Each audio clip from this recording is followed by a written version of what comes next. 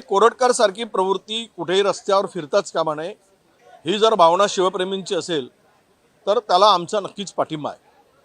मुळात कायदा हातात घेण्याचा विषय नाही, पण ज्या शब्दामध्ये छत्रपती शिवरायांचा आणि शंभूराजेंचा अवमान या कोरटकरांनी केला, जे शब्द वापरले गेले ते खरं म्हणजे या कोरटकरला महाराष्ट्रद्रोही म्हणून घोषित केलं पाहिजे।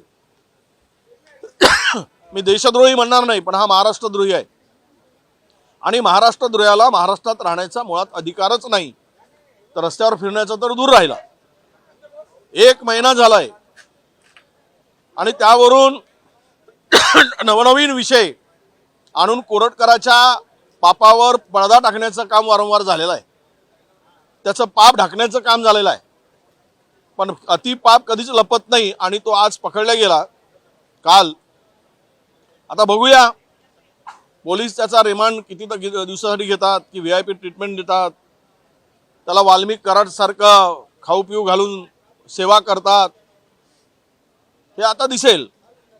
परंतु एक आहे की कोरटकर सारखी प्रवृत्ती डोकं वर काढून फिरताच कामा नये महाराष्ट्रात, हे शिवप्रेमींनी आणि छत्रपती शिवरायांवर शिवछत्रपती संभाजीराजेवर प्रेम करणारी जनता हे नक्कीच करेल असा आम्हाला विश्वास आहे।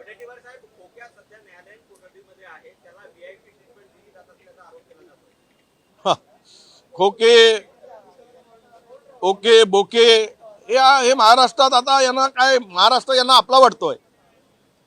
महाराष्ट्र म्हणजे खोकेबाजांना, गुंडांना हा सुरक्षित महाराष्ट्र वाटतोय। कारण सत्ताधारी जर या खोकेबाजाच्या गुंडांच्या पाठीमागे भक्कमपणे, प्रामाणिकपणे, इमाने इतबारे उभे राहत असतील तर त्यांना VIP ट्रीटमेंट मिळणार, यात काय नवल आहे असं वाटून घेण्याचं कारण नाही। कुणाल कामरा जो आहे, काल त्यांनी स्पष्ट केलेलं आहे की मी कुठल्याही स्वरूपाची माफी मागणार नाही। अजित पवार कधी काही जे बोलले होते तेच मी बोललोय, काही नवीन मी बोललेलो नाही आणि त्यामुळे मी माफी मागणार नाही असं तो म्हणतो। खरं म्हणजे कोण कुणाल कामरान, त्याची ओळख जशी औरंगजेबाची पुसलेली ओळख सत्ताधाऱ्यांनी निर्माण करून दिली, परत तो विस्मरणात गेलेला औरंगजेब ज्याचा लवलेशही नव्हता त्याची कबर पुन्हा खोदून काढली, त्याच पद्धतीनं एखादा माणसाला छोट्या विषयाला घेऊन मोठं करणं, मला वाटतं की सत्ताधाऱ्यांचा आता नेहमीचा एक राव रडीचा असा राहिलेला आहे। याचं कारण असं आहे की कामरांच्या संदर्भात जे काही त्यांनी कविता केली किंवा स्टँडिंग कमिटी केली, खरं तर त्यात काही फार काही असं काही बोचणं नाही, नाव नाही, दुर्लक्ष करायचं। ज्यावेळेस कंगना राणावत या आमच्या संसद आत्ताच्या खासदार आहेत, त्यांनी ज्यावेळेस राहुल गांधीवर खालच्या स्तरावर जाऊन, म्हणजे अनेक नेहरूवर, महात्मा गांधीवर ज्या पद्धतीनं टीका केली, त्यावेळेस आम्ही आरोप केला होता, त्यावेळेस सत्ताधाऱ्यांची भूमिका त्यांना वाचवण्याची होती, त्यावेळेस त्यांना अभिव्यक्ती स्वातंत्र्य आठवलं आणि आता मात्र ती भूमिका वेगळी आहे। हे काही योग्य नाही। टीका सहन करण्याची शक्ती सत्ताधाऱ्यामध्ये असली पाहिजे। टीका सहन करा, टीकेला सामोरं जा। तुम्ही काही इथे महापुरुष म्हणून आणि देव म्हणून काम करत नाही, माणूस म्हणून काम करताय। ज्यावेळेस चुका होतात किंवा काही गोष्टी घडतात त्यावेळेस टीका सहन करण्याची तयारी सत्ताधाऱ्यांनी ठेवावी।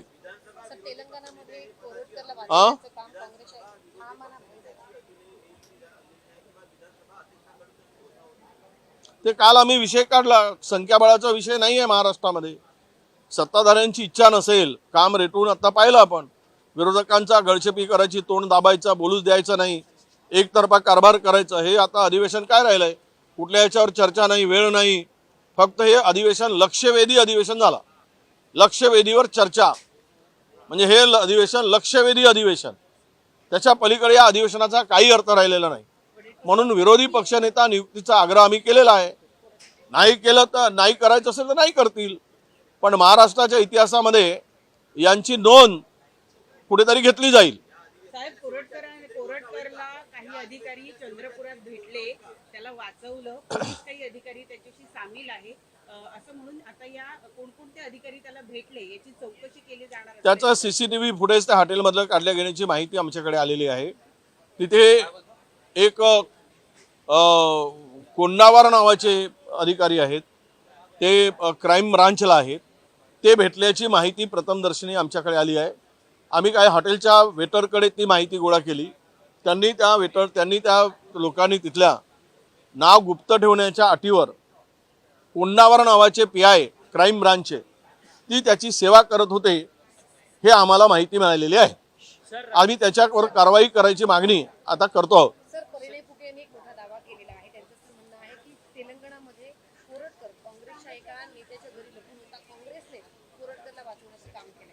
त्याचा सर्टिफिकेट घेऊन यावं जर परिणय फुकेकडे असतील तर. तो कुठल्या पदावर होता, कोण होता,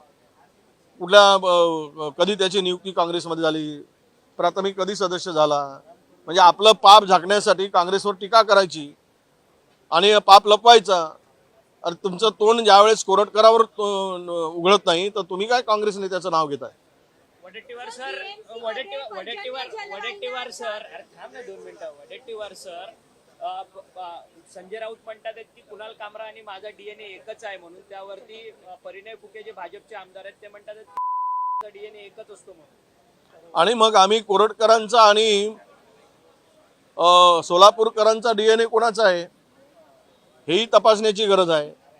ती प्रवृत्ती कोणत्या DNA मध्ये बसते हे सुद्धा आपण फुकेंना विचारलं पाहिजे. कुणाल कामराने काय की माफी सर, BMC मध्ये पर्जन्य जलवाहिनी विभागातील ज्या निविदा काढल्यात त्या अनियमित असल्याचा आरोप केला जातो. स्वतः मुख्यमंत्री फडणवीस आता याची चौकशी करतात आणि जे कंत्राटदार आहेत ते उपमुख्यमंत्री एकनाथ शिंदे यांच्या जवळचे असल्याचं बोललं जातं. काय एकमेकाच्या, मला तर वाटतंय की औरंगजेबाची कबर खोदण्यापेक्षा एकमेकाच्या कबरी खोदा. मोठं पाप यातून बाहेर पडल्याशिवाय राहणार नाही आणि ते सगळं उघड होईल. संभाजीराजेंबद्दल आक्षेपार्ह विधान पुस्तक आहे त्याच्यावर बंदी आणावी असा सभागृहामध्ये काल प्रश्न मांडण्यात आला. त्यावर बंदी घालू. संभाजी महाराजांबद्दल जे काही आक्षेपार्ह विधानं केली आहेत अशी पुस्तकं, नाटकं याच्यावर बंदी घातली जाईल अशा प्रकारे गृहराज्यमंत्र्यांनी काल विधान परिषदेत माहिती दिली. याकडे कसं बघायचं, कारण अनेक राज संन्यास असेल, रायगडाला जाग येते अशी नाही, काही लोकांनी लिहिलेली पुस्तकं आहेत, काही नाटककारांनी ते रंगवली, नाटक त्याच्यावर नाटक झाले, 3 अंकी नाटकं पण झाली. अशी काही पुस्तकं आहेत ज्याच्यावर नाटकं तयार झाली. खरं तर ही नाटकं म्हणजे कोलटकर सारख्यांनी काही लिहिली, म्हणजे 3-4 लेखक आहेत त्या संदर्भातली. माझ्याकडे ती माहिती आहे पण मला आता आठवत नाही. या नाटकं यांच्यावर बंदी घातलीच पाहिजे. तो चुकीचा इतिहास लिहिला गेला आहे. मी माझं स्पष्टपणे समर्थन आहे गृहराज्यमंत्र्यांच्या स्टेटमेंटला की अशी महाराजांची बदनामी करणारी जेवढे पुस्तकं असतील ते सगळे पुस्तकं बंदी तर घालाच, पण त्याची होळी पण करा. दैसरमध्ये 3 कोटी रुपयांची 7 एकरची जमीन आहे. ती पालिकेने आता 350 कोटीला खरेदी केलेली आहे. कारण मनीषा चौधरी यांनी प्रश्न उपस्थित केला. त्यानंतर अद्यापही यावरती SIT स्थापन केली नाहीये. गृह खातं कुठेतरी याकडनं दुर्लक्ष करत असल्याचं पाहतात. सत्ताधारी आमदार जर म्हणत असतील तर भ्रष्टाचारामध्ये सरकार अखंड बुडालेला आहे असा त्याचा स्पष्ट अर्थ होतोय. आणि त्यालाच सत्ताधारी आमदार, आम्ही विरोधक म्हणू तर हा विरोधकांचा आरोप असतो. सत्ताधारी पक्षाचे आमदार जर अशा प्रकारचा आरोप करत असतील तर मग याचा अर्थ स्पष्ट आहे की सरकार भ्रष्टाचाराला खतपाणी घालत आहे आणि भ्रष्टाचारांना कारवाई करायसाठी सरकारची हिंमत नाही. त्याच्या पाठीमागे सरकार खंबीरपणे उभा आहे. हाच मेसेज सरकारला द्यायचा आहे की आम्ही भ्रष्टाचारी असतील, महाराष्ट्र लुटणारे असतील, गैरप्रकार करणारे असतील, दरोडेखोर असतील, चोर असतील, डाकू असतील, लुटेरे असतील, हे काही तुम्ही बोंबला, आम्ही त्यांच्यावर कारवाई करणार नाही कारण ते आमचे सोबती आहेत असं सरकारला म्हणायचं असेल. कॉमेडियन कुणाल कामरा ने कहा है कि वो माफी नहीं मांगता. मैंने सिर्फ वही कहा है जो अजित पवार ने एकनाथ शिंदे के बारे में पहले कहा था. अब क्या है कि देखो, देश संविधान पे चलता है. हमारे देश में डेमोक्रेसी है, हमारे देश में फ्रीडम है. जो हम स्पीच देते उसके बारे में कुछ गलत है तो आप कोर्ट में न्याय मांगा सकते हैं. किसी को मारना, किसी की तोड़फोड़ करना, ये कहीं भी आपके कानून के हिसाब से कानून में बैठता नहीं है. अगर उन्होंने कुछ कहा है, गलत बोला है, तो आप कोर्ट में जाओ, कोर्ट सजा सुनाएगा। तुम कौन होते हो उनको सजा देने वाले? अगर कामरान ये कहते हैं कि मैं माफी नहीं मांगूंगा तो सच कह रहे। उन्होंने तो ये भी कहा था कि अजीत दादा ने जो बात कही थी वो बात मैं नहीं कही। अब इसमें मैं पढ़ूंगा नहीं, पर एक बात है कि कोई भी नेता ने ऐसी टीका जब होती है ना तो दुर्लक्ष्य करना चाहिए, उसके तरफ ध्यान देने की जरूरत नहीं है। उसको कॉमेडी के हिसाब से देखना चाहिए, लोगों को भी थोड़ा हंसने देना चाहिए और खुद अपने भी हंसना चाहिए। सर, भाजप आमदार परिणय फुकेंनी आता एक गंभीर आरोप केलेला आहे की हिंदी चल रहा है बस। हिंदी सर, प्रशांत गोरटकर को कोल्हापुर में कोर्ट में प्रेजेंट किया जाएगा जो उन्होंने शिवाजी महाराज के बारे में डेरोगेटरी कमेंट्स किए। नहीं, वो कोरटकर के बारे में शिव प्रेमी ने भी कहा है कि इसको हम लोग कोर्ट में आने दो। वो जो काम उन्होंने स्टेटमेंट किया था कि इसने महाराज का अपमान किया है तो हम लोग इसको छोड़ेंगे नहीं। मैं बोलता हूँ कि शिव प्रेमी को कानून हाथ में लेने की आवश्यकता नहीं है, पर एक बात है कि ऐसे आदमी जो महाराज छत्रपति शिवाजी महाराज का जिस तरह से, जिस भाषा में, जिस शब्दों में इस्तेमाल करके अवमान किया है, उसको महाराष्ट्र द्रोही करके घोषित करना चाहिए। उसको महाराष्ट्र में रहने का अधिकार नहीं है, उसको महाराष्ट्र से हकाल देना चाहिए, वो महाराष्ट्र में दिखना नहीं चाहिए। अगर कार्रवाई करनी है सरकार को तो ये सरकार हिम्मत बताए, हिम्मत करे और कोरटकर को महाराष्ट्र से तडीपार करे, ये हमारी मांग रहेगी। सर, संजय राऊतांचं एक मत आहे. बुलडोजर संजय चालवला गेला फहीम खानच्या घरावर, त्याच्या आईनं आता कोर्टामध्ये दाद मागितली आणि कोर्टानं आता त्याला स्थगिती दिलेली आहे। तो जो बुलडोजर आहे तो आता थांबवण्यात आला। काय आहे, अतिक्रमण फक्त त्याच्या छावणीचा होता, पुढच्या टिनांचा होता, घराचं अतिक्रमण नव्हता।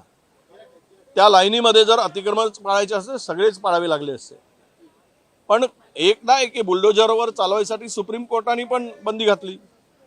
मग सुप्रीम कोर्टाचा अशा प्रकारचे निर्देश, आदेश मी म्हणत नाही, निर्देश आहेत ते योगी सरकारच्या संदर्भात होतात। सुप्रीम कोर्टाचा आदेश जरी योगी सरकारच्या पिटिशनवर असला तरी तो देशाला लागू होतो। सर्वोच्च न्यायालयाचा आदेश आपण पाळतो, हा आदेश पाळण्याची आवश्यकता आहे। म्हणून त्या आईने जर कोर्टात गेलं असेल, थांबवलं असेल, तर तो मला वाटतं की जो कोणी दोषी असेल त्याच्यावर कारवाई व्हावी। घर पाडण्याची गरज केली गेली का? इतकं अत्यंत घाईघाईमध्ये, मला वाटतं की फक्त मुख्यमंत्री सूचकतेनं बोललेत की अशा व्यक्तीच्या घरावर बुलडोजर चालवलं पाहिजे। पोलिसांनी फार तमा बाळगली नाही, पोलिसांनी म्हणजे असा उटपटांग निर्णय घेतला की अजिबात त्यामध्ये विचार विमर्श करून थांबून पुढचा निर्णय घ्यायला पाहिजे होता। ठाकरे गटाचे नेते आहेत संजय राऊत, त्यांनी एक दावा केलेला आहे की 2014 ला युती जी आहे ती तोडण्याकरता भाजपचे वरिष्ठ नेते आलेले होते, परंतु देवेंद्र फडणवीस युती कशी वाचेल यासाठी काम करत होते, असं एक वक्तव्य जे आहे ते संजय राऊत यांच्याकडनं करण्यात आलेलं आहे। मला वाटतं की या विषयाच्या संदर्भात देवेंद्रजी आणि संजय राऊत हे दोघेच काय सांगू शकतील। बंददारांना आम्ही काही होल करून ऐकत नव्हतो कान लावून, त्यामुळे त्यांच्या चर्चा लखलप त्यांना काय झालं ते त्यांनाच माहीत, त्यावर आम्हाला भाष्य करायची गरज नाही। जर पुढे मात्र अशा काही चर्चा होत असतील तर आम्ही होल करून ठेवू आणि कान लावून ठेवू। देश विदेशातील प्रत्येक घडामोडींचे लाईव्ह अपडेट मिळवण्यासाठी आता साम टीव्हीच्या सर्व सोशल मीडिया प्लॅटफॉर्मला लाईक, फॉलो आणि सबस्क्राईब करा। तसंच सर्व नोटिफिकेशनसाठी बेल आयकॉन प्रेस करायला विसरू नका।